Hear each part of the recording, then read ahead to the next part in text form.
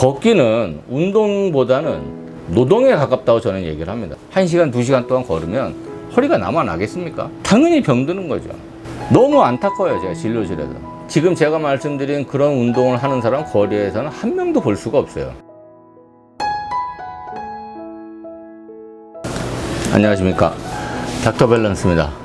오늘 주제는 제발 걷기 운동 하지 마세요입니다. 이렇게 얘기하면은 좀 당황스러우시겠는데, 제가 진료실에서 환자한테 제일 많이 하는 얘기가 걷지 마세요입니다. 모든 의사들이 다 걸으라 그러는데 왜 당신은 걷지 말라 그러냐? 걷기 운동이 과연 운동 효과가 얼마나 되고, 걷기 운동의 장점과 단점, 이런 것들을 오늘 좀 얘기를 좀 해볼까 하는데요.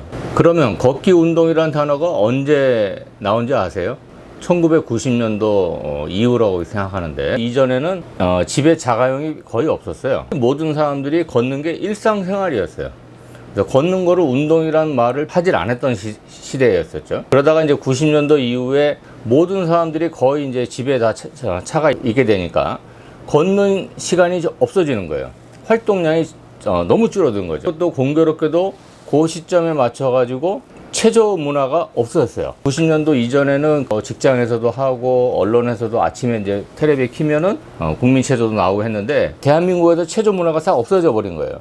몸을 쓰질 않는 거죠. 그리고 또 2000년도 이후에는 대부분 사람들이 이제 인터넷하고 핸드폰에 이제 앉아서 보는 시간이 많아지고, 너무 활동을 안 하니까 이제 의사들이 좀 움직이세요 하는 듯해서 좀 걸으세요 한 거지, 그게 운동은 아니라는 거죠. 그러니까 모든 사람들이 걷기가 마치 운동인 것처럼 잘못 세뇌가 됐다는 거죠. 정형외과나 이런 관절 신경통 보는 진료과에서 환자분들한테 무슨 운동 하세요 물어보면 제일 많이 하는 게 걷기 운동이란 답하고, 두 번째가 헬스장 가서 헬스 한다 그럽니다. 헬스 가서 무슨 동작을 하십니까? 그러면 뻔해요. 러닝머신 아니면 엮기 드는 거. 그 두 가지 제일 많아요.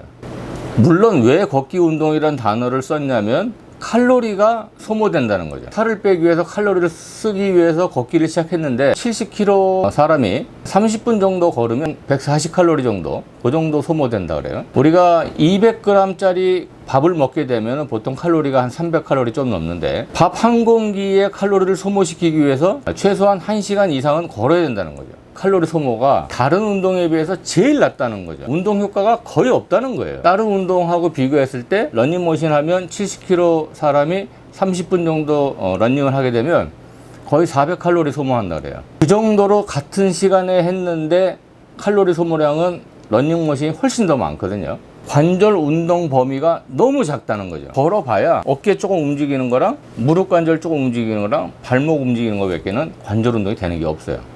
이 좌우 밸런스가, 척추 밸런스가 똑같은 사람이 그렇게 많지 않거든요. 그러면 왼쪽으로 틀어지거나 오른쪽으로 틀어진 사람들이 이 틀어진 상태로 계속 걷게 되면 어떤 현상이 일어날까요? 척추에도 무리가 가고 무릎이나 골반, 발바닥까지 전부 다 문제가 오게 돼요. 몸이 틀어진 상태로 1시간, 2시간, 3시간 걷다 보면 허리가 아프고 골반이 아프고 무릎이 아프고 발바닥이 아프고, 이런 증상으로 오는 사람들이 너무 많다는 거죠. 근력 강화 측면에서도 이 걷기 운동은 별로 도움이 안 된다. 걸어봐야 발목을 위주로 많이 움직이기 때문에 종아리 근육은 튼튼해지지만 이 허벅지에 있는 무릎을 보호하는 허벅지 운동은 거의 되질 않습니다. 이 결국은 이 걷기 운동의 장점 한 가지보다 단점 4가지가 훨씬 더 많다는 거죠. 또 당뇨 환자분들은 10명에 한 10명, 거의 100%가 저한테 그래요. 걸으라랬다 이거죠. 1시간 이상 걸어야 200g의 칼로리도 채 소모할까 말까 한데, 주로 당뇨 환자들 보면은 이제 50대 이상이 많죠. 그러면 중장년층의 노년층의 환자분들이 1시간, 2시간을 걷게 되면 아까 말씀드린 몇 가지 그런 단점들이 다 나온다는 거죠. 또 한 가지, 당뇨 환자들한테 걷기 운동을 왜 추천을 안 하느냐? 당뇨병은 이 복부내에 있는 췌장에서 인슐린을 적절하게 분비를 못해서 당 대사가 이루어지지 않는 게 당뇨병인데, 우리가 걷기만 하면 이 심장에서 뿜어내는 피가 대부분이 다리로만 간다는 거예요. 속는 거예요. 의사도 속고 환자도 속고. 내가 한 2시간 걸었더니 혈당이 떨어졌다 이거죠. 당뇨가 좋아진 게 아닙니다. 이거는 혈당이 떨어진 거예요. 칼로리 소모에 의해서 혈당이 떨어진 거지 당뇨가 좋아진 건 아니에요. 그러면 그렇게 수많은 당뇨 환자들이 매일 걸어서 혈당을 떨어뜨렸는데 당뇨약을 끊습니까? 당뇨약 절대 못 끊습니다. 왜? 지금 말씀드린 대로 췌장을 보호하는 운동을 해야 하고 그쪽에 혈액순환을 보내는 운동을 해야지 다리만 까딱까딱 움직이는 운동 해갖고는 당뇨가 좋아지지 않는다는 거예요. 우리의 다리는, 이 팔다리는 자동차로 말하면 타이어에 비교한다 그랬어요. 항상 환자한테 이런 질문을 하죠. 택시가 수명이 길어요? 자가용이 수명이 길어요? 그렇게 물어봐요. 자가용이죠. 그런단 말이에요. 주행을 많이 안 하니까. 택시는 하루에 10시간씩 주행하고 출퇴근 차량들은 많아야 1시간에서 2시간 정도인데 우리가 쓰는 이 팔다리, 이 다리는, 특히 다리는 타이어 바퀴와 같다. 많이 쓸수록 마모가 빨리 되는 거죠. 서 있거나 앉아 있을 때 우리 허리 관절에 자기 체중의 몇 배가 실리는지 최소한 2배 이상 실려요. 자기가 한 70kg다. 140kg짜리 짐을 지고 허리에 짐을 지고 1시간, 2시간 동안 걸으면 허리가 남아나겠습니까? 당연히 병드는 거죠. 예를 들어서 몸이 왼쪽으로 틀어진 사람이 계속 이렇게 걷는다고 생각해 보세요. 점점 허리가 이렇게 틀어집니다. 왼쪽으로 틀어지면 점점 허리가 틀어져요. 왼쪽 신경이 늘어나고 다리가 땡기고 저리는 통증이 와요. 이게 오래되면 어떻게 되냐면 나중에 완전히 꺾어지게 되거든요. 꺾어지게 되면 오른쪽 허리 디스크가 눌려요. 또 오른쪽 허리가 또 다리가 땡기고 그러는. 이분한테는 제가 뭐라고 얘기하느냐. 짝다리를 왼쪽으로 서라야죠. 오른쪽으로 보는 연습을 해서 정반대로 트는 연습을 하라고 얘기를 해줘요. 그거밖에 안 해도 증상은 50% 이상 좋아진다는 거죠. 그럼 어떻게 하는 게 운동이냐? 그 시간이 너무 아깝지 않냐? 하루에 1시간, 2시간 걸어갖고 병에 걸린다 그러면 너무 아깝지 않느냐? 차라리 그 시간에 체조를 하라는 거죠. 여러분들 잘 아시죠? 국민체조 12가지입니다. 숨쉬기 운동부터 숨쉬기 운동으로 끝나는 게 12가지 체조가 있는데 그것만 해도 우리가 평상시에 안 쓰는 무릎 관절, 허리 관절, 어깨, 목 다 움직여요. 그래서 이제 제가 늘 하는 얘기는 제발 걷지 마세요. 차라리 그 시간에 체조를 하세요. 체조를 천천히 하시게 되면 관절도 부드러워지고 자세도 똑바로지고 이런 2가지 효과가 다 나온다는 거죠. 그리고 나서 근력 운동까지 하게 되면 운동의 관절 건강의 3대 요소 지난번에 말씀드렸는데 자세, 바른 자세입니다. 2번째가 관절의 유연성이에요. 3번째가 근력이거든요. 이 3가지를 골고루 해야만이 관절이 튼튼해진다는 거죠. 저는 맨날 이 대한민국의 문화를 제가 지적하는데 뭔가 이상해요. 뭔가 이상해. 건강한 쪽으로 가야 되지 않고 자꾸 비건강한 쪽으로 간다 이거죠. 그러니까 헬스장에 가서 보면은 1시간씩 걷는 사람, 1시간씩 러닝하는 사람, 어깨가 안 좋은데 또 무거운 아령을 듣고 아파서 오는 환자분들 안타까워요.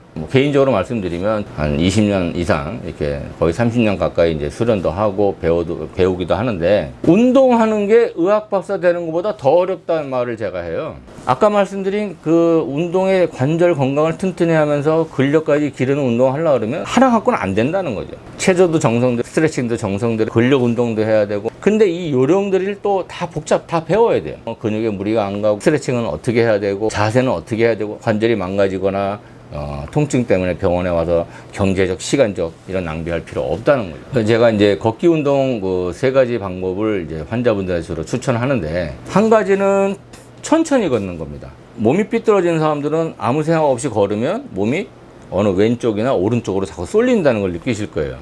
예를 들어서 이제 그 길거리 보도블록에 어느 라인을 자기가 딱 염두에 두고 고기를 맞춰서 똑바로 걸으려고 한번 해보세요. 자기도 모르게 자꾸 어느 한쪽으로 쏠립니다. 결국 그게 뭐냐?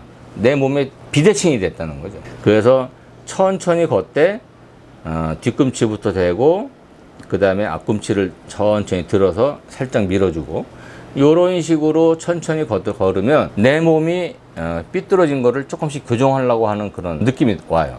2번째 운동이 무릎을 골반까지 들어서 그 다음에 이 팔도 어깨도 같이 드는 거죠. 무릎도 들고 어깨도 동시에 들면서 이렇게 걸으면 어깨 관절 운동도 되고 오십견도 예방이 되고 그 다음에 이 허벅지를 들게 되기 때문에 허벅지 근육이 튼튼하게 할 수 있다는 거예요. 걸어서 하체를 좀 튼튼하게 하겠다 그러면 무릎을 핀 상태로 골반까지 높이 들고 이렇게 걷는 거죠. 이렇게.